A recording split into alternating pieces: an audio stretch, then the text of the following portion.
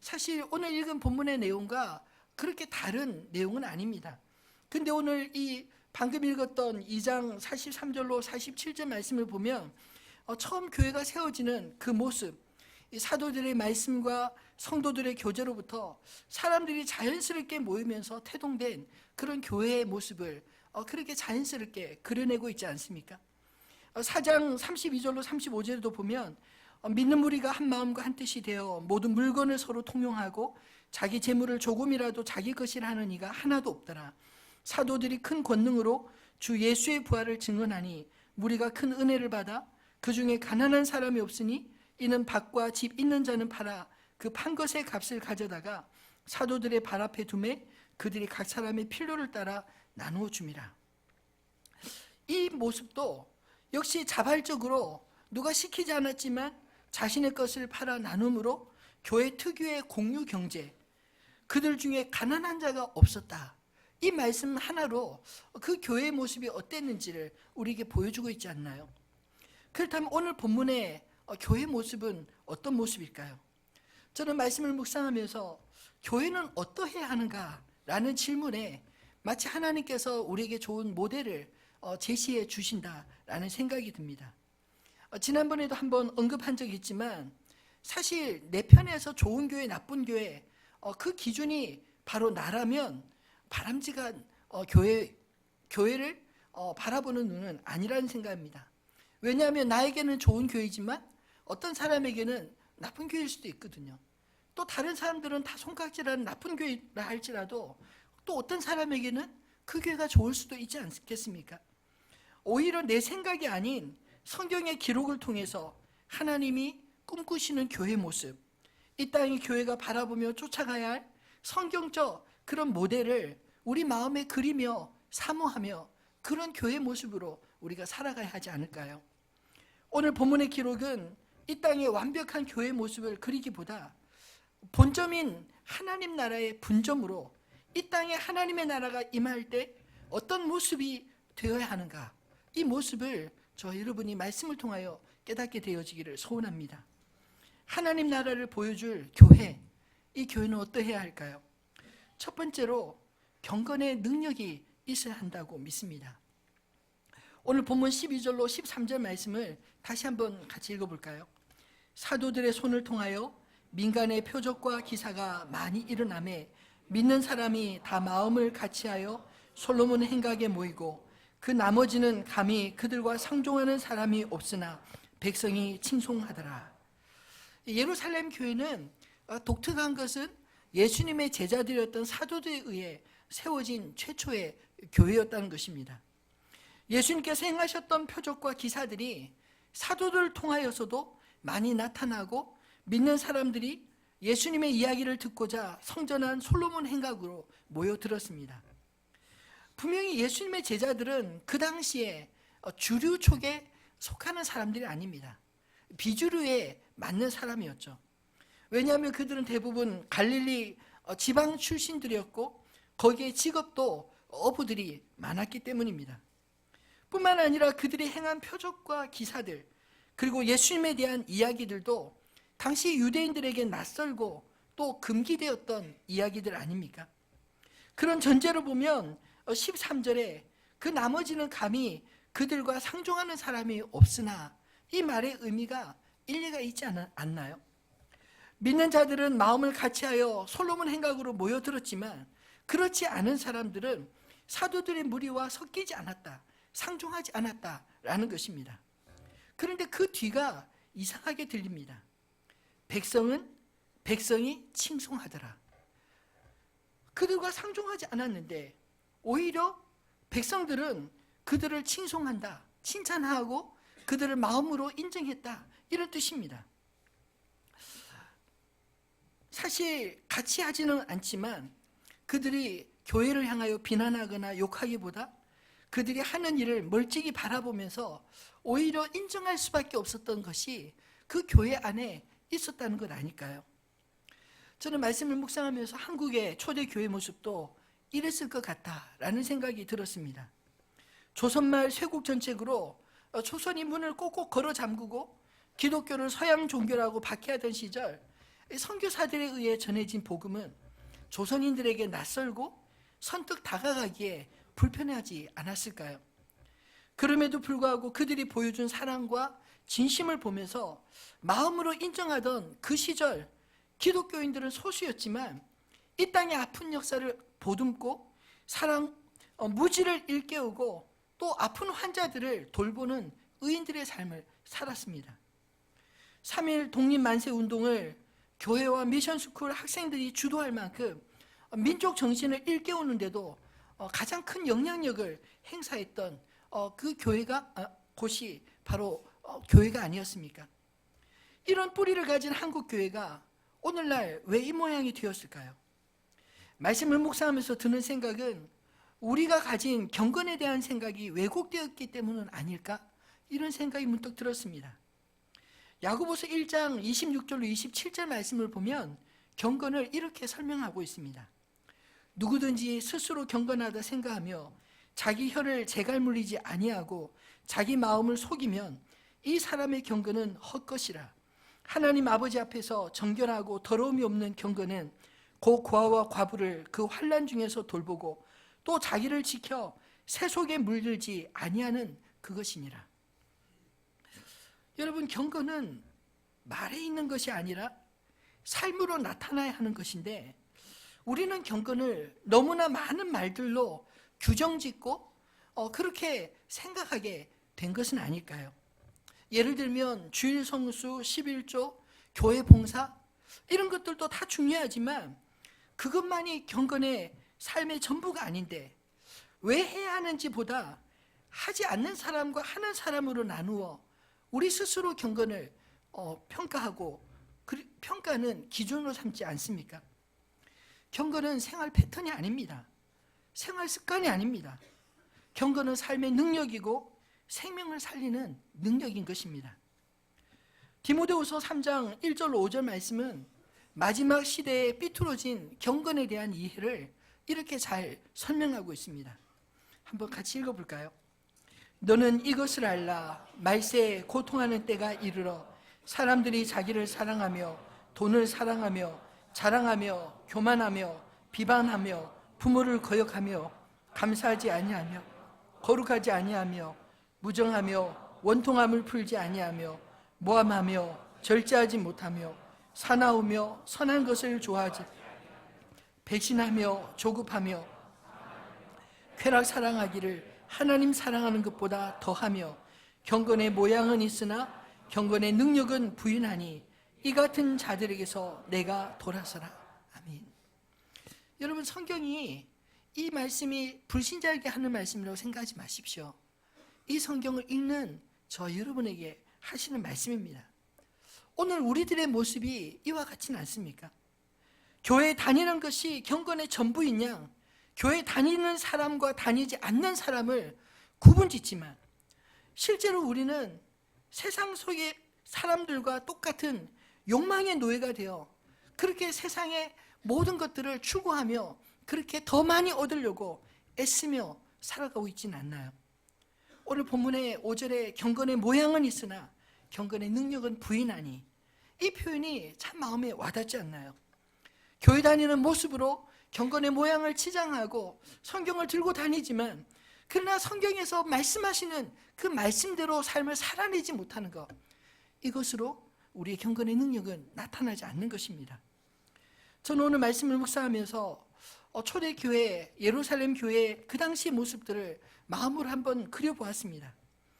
사도들의 손을 통하여 민간의 표적과 기사가 많이 일어나며 이 사도들의 손을 통하여라는 말은 그 능력, 표적과 기사들이 그 사도들 자신의 능력, 자신의 것이 아니라 그들의 손을 통하여 하나님께서 민간의 표적과 기사를 많이 일으키셨다, 이 뜻입니다. 사도들은 하나님의 은혜의 통로요 하나님의 하시는 일의 증거를 삼기 위해 세움받은 일꾼들이었습니다. 그런 표적들은 예수님께서도 복음 전하시기 전에 행하셨던 것과 같이 복음이 단지 우리의 영적인 삶만 아니라 우리 인생에 고장난 모든 문제들까지 새롭게 하는 삶의 능력이라는 것을 병든 자와 영적으로 그 귀신에 눌린 자들의 그 문제들을 해결하면서 온전한 구원에 대한 복음을 선포한 게 아니겠습니까?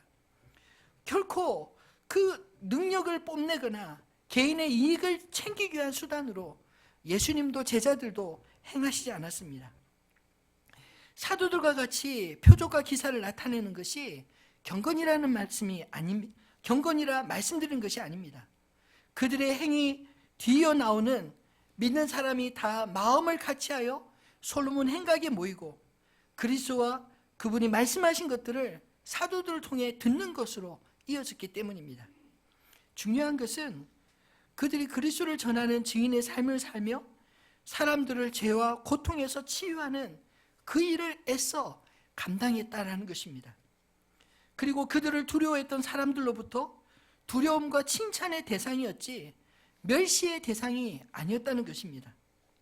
저는 이 말씀을 통해서 초대교회 성도들의 삶은, 이 경건의 삶은 말이 아니라 하나님께서 우리와 함께 하신다는 것을 우리의 손과 발로 보여주는 능력이며 가난한 자, 병든 자, 소외당한 자들을 사랑으로 치유하는 삶인 것을 깨닫게 되었습니다. 오늘 한국 교회가 욕을 먹는 이유가 있다면 그것은 초대교회 경건의 모델을 따르기보다 오히려 주님께서 책망하셨던 바리새인들의 종교적이고 율법적이고 형식주의적인 그런 모습을 따르기 때문 아닐까요?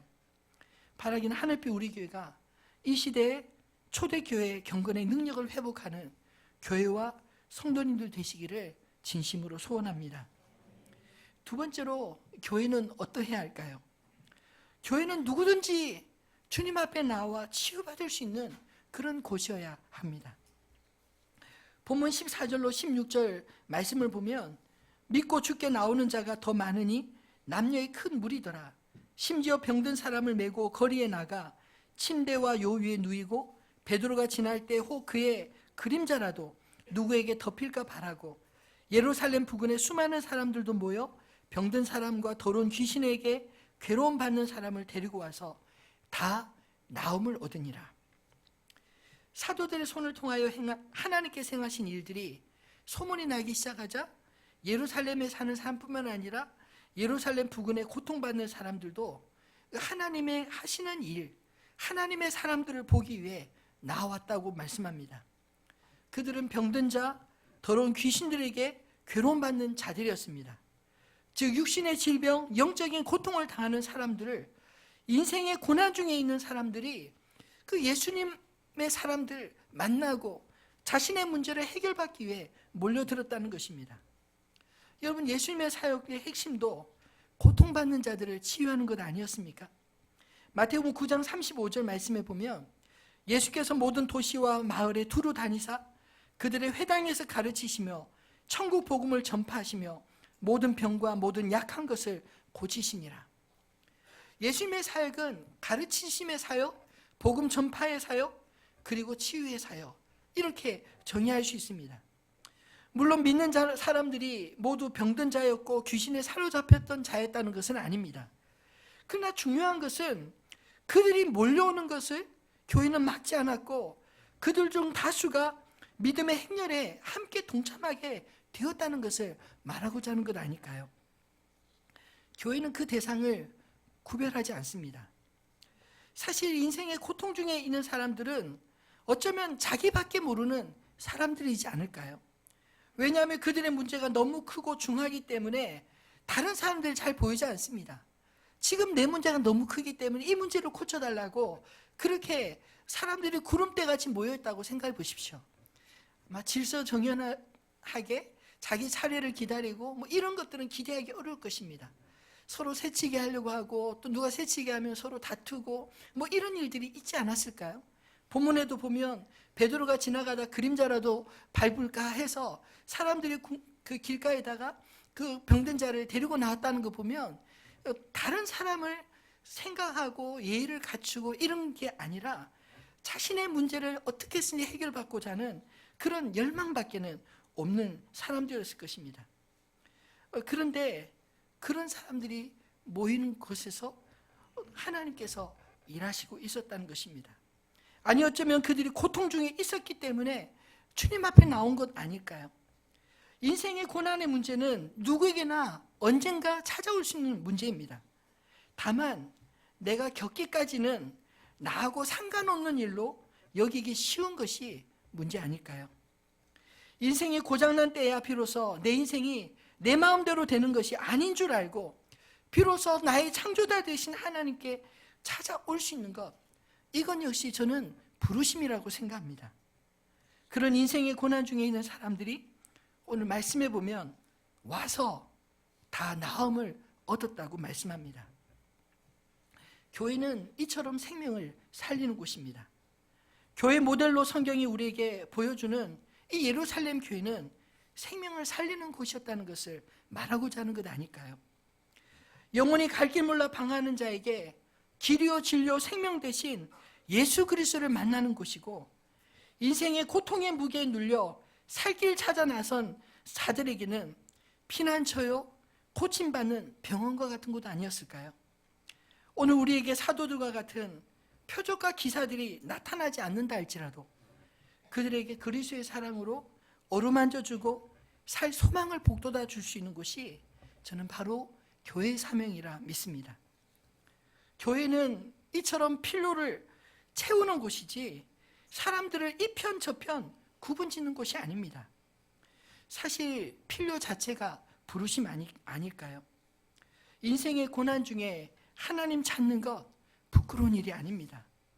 내 한계를 깊이 깨닫는 순간 나의 한계를 채워줄 수 있는 하나님을 비로소 찾고 그분을 만나는 것이 어쩌면 우리 인생에 이제까지 살아온 인생 중에 가장 중요한 순간 아닐까요? 저는 하늘빛 우리 교회가 우리들의 열심으로 사람들을 자꾸만 편나누게 하는 그런 곳이 되지 않았으면 좋겠습니다. 오히려 아무것도 보탤 것 없는 사람조차 의지하고 그들의 필요를 채워줄 수 있는 교회가 될 수 있기를 진심으로 소망합니다. 교회는 거저 받은 은혜, 그리스도의 이름으로 거저 흘러보내는 곳입니다. 세상은 이편 내편 이익을 따지지만 교회는 그리스도의 은혜가 필요한 곳에 그 은혜를 흘려보내는 것이 사명인 곳입니다. 저는 하늘빛 우리 교회가 그런 사명에 충실한 교회 되기를 소원합니다. 말씀을 맺겠습니다. 우리 교회의 슬로건을 오늘 마지막 결론으로 말씀드리고 싶습니다. 교회는 하나님을 영화롭게 세상을 충만하게 하는 머리 대신 그리스도의 뜻을 따라 부름받은 자들의 공동체요 그리스도의 몸입니다. 8년 전 교회를 개척하면서 이 땅에 교회들이 참 많은데 한 건물에도 뭐 교회가 심지어 2개, 3개가 되는 그런 곳도 있는데 또 하나의 교회를 새롭게 개척하고 세워야 한다면 무슨 뜻으로 그렇게 해야 되나 이런 생각을 곰곰이 했습니다. 만약 누가 목사님 교회가 이토록 많은데 왜 또 하나 이 상가에다 교회를 개척하십니까? 이렇게 묻는다면 제 안에 분명하게 대답할 말이 있어야 되지 않을까요? 그저 궁색하게 글쎄 말이에요, 이찬수 목사님이 교회 개척하라고 내보내서 그냥 등 떠밀려 나왔습니다, 이렇게 말하면 쪽팔리지 않나요? 이런 말 표현해서 죄송합니다만 그렇잖아요. 그리고 또 뭐 이제까지 살아오면서 배웠던 게 교회 울타리밖에 살지 않았기 때문에 그래서 교회를 세웁니다, 이렇게 말하는 것도 참 궁색하다는 생각이 들었습니다. 그래서 만약에 이런 질문을 해오면 나는 어떻게 설명을 해줘야 되나, 이것 가지고 하나님 앞에 기도하면서 하나님, 하늘빛 우리 교회가 어떤 교회가 되기를 원하십니까? 누군가에게 설명해 줄 수 있다면, 그리고 제 자신이 잊지 않고 기억할 수 있는 그런 말들을 슬로건을 주님 주십시오, 그런 마음으로 기도하면서 답을 찾았습니다. 그러던 중 제 안에 교회에 대한 생각들이 정리되면서 제가 잊지 않고 또 성도님들에게 잘 설명드리기 위한 이 짧은 슬로건을 만들었습니다. 하나님을 영화롭게 세상을 충만하게. 이 슬로건은 사실 성경의 2 말씀에서 따온 말씀입니다. 하나는 마태복음 5장 13절로 16절이고 또 하나는 에베소서 1장 23절의 말씀입니다. 우리 마태복음 5장 13절로 16절 말씀 한번 같이 읽어볼까요? 너희는 세상의 소금이니 소금이 만일 그 맛을 잃으면 무엇으로 짜게 하리요? 후에는 아무 쓸데없어 다만 밖에 버려져 사람에게 밟힐 뿐이니라. 너희는 세상의 빛이라. 산 위에 있는 동네가 숨겨지지 못할 것이요 사람이 등불을 켜서 말 아래 두지 아니하고 등경 위에 두나니 이러므로 집안 모든 사람에게 비치느니라. 이같이 너희 빛이 사람 앞에 비치게 하여 그들로 너희 착한 행실을 보고 하늘에 계신 너희 아버지께 영광을 돌리게 하라. 아멘. 예수님은 이 말씀을 하나님의 백성들이 이 땅에서 어떻게 살아야 하는가 그런 뜻으로도 말씀하셨지만, 저는 이 말씀이 이 땅의 교회를 향한 하나님의 꿈을 담은, 하나님의 플랜을 담은 그런 말씀이라고 믿습니다. 소금과 빛은 그 자신을 위해 존재하는 존재가 아닙니다. 오히려 주변을 살리고 주변을 밝히기 위해 자신을 녹이고 자신을 태워 사라지는 존재 아닌가요? 그러나 소금과 빛이 없으면 세상은 조금도 살 수가 없습니다. 소금과 빛은 누군가를 살리기 위해 끊임없이 자신을 희생함으로 살리는 역할을 하는 그런 사명이 있는 것입니다. 저는 교회가 생존하기 위해 세상을 희생시키는 곳이 아니라 교회가 품는 세상을 살리기 위해 자신을 희생하는 공동체, 그것이 바로 교회라고 믿습니다. 그것을 예수님은 16절에 빛을 착한 행실이라고 말씀하고 있지 않나요? 세상은 교회와 성도들의 착한 행실을 보고 우리가 고백하는 하나님 아버지를 알아보고 우리가 고백하는 하나님 아버지께 우리가 영광을 돌리는 게 아니라 그들이 우리를 통하여 하나님께 영광을 돌리게 될 것이다, 그렇게 말씀하고 있습니다.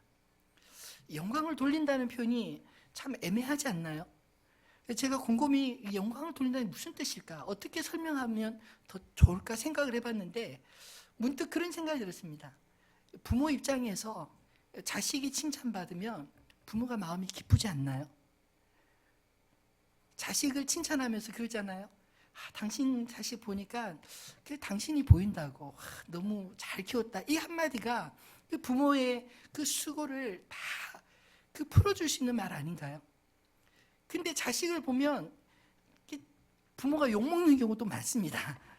도대체 자식을 어떻게 키웠기에 당신도 어렸을 때 이랬지, 뭐 이런 식으로.